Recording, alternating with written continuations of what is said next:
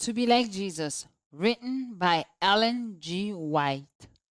I am thine, O Lord, I have heard thy voice, and it told thy love to me.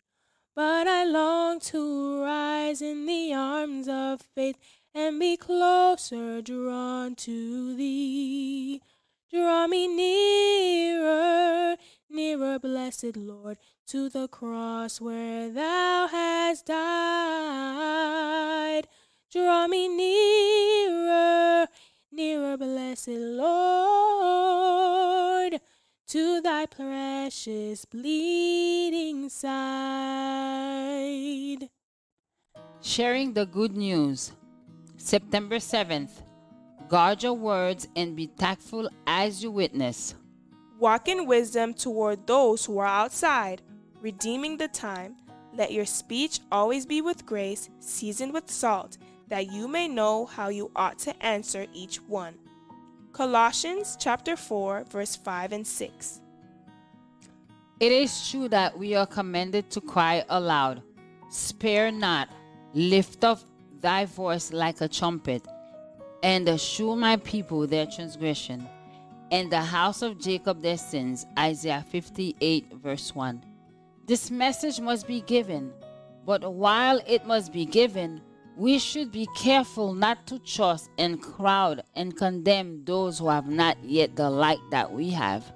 Those who have had great privileges and opportunities and who have failed to improve their physical, mental, and moral powers, but who have lived to please themselves and have refused to bear their responsibility, are in greater danger and in greater condemnation before God than those who are in error upon doctrinal points, yet who seek to live to do good to others.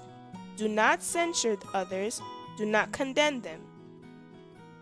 If we allow selfish considerations, false reasoning, and false excuses to bring us into a perverse state of mind and heart, so that we shall not know the ways and will of God, we shall be far more guilty than the open sinner. We need to be very cautious in order that we may not condemn those who, before God, are less guilty than ourselves. Let everyone bear in mind that we are in no case to invite persecution. We are not to use harsh and cutting words. Keep them out of every article written. Drop them out of every address given. Let the word of God do the cutting, the rebuking. Let finite men and women hide and abide in Jesus Christ. Let the Spirit of Christ appear. Let all be guarded in their words, lest they place those not of our faith in deadly opposition against us and give Satan an opportunity to use the unadvised words to hedge up our way. There is to be a time of trouble such as never was since there was a nation.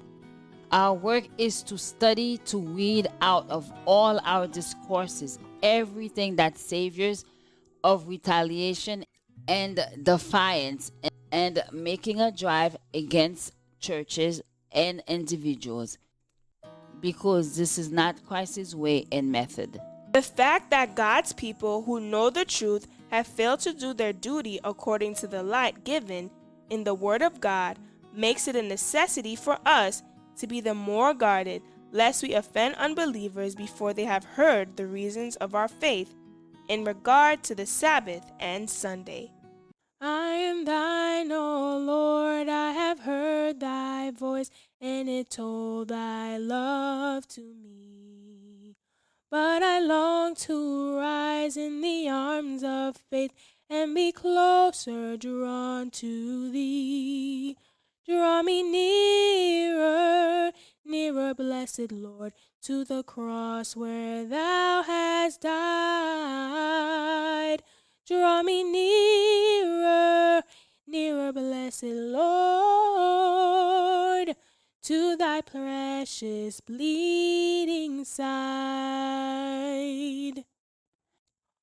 Join us tomorrow for another devotional reading by God's grace, as it is written, "How beautiful are the feet of them that preach the gospel of peace."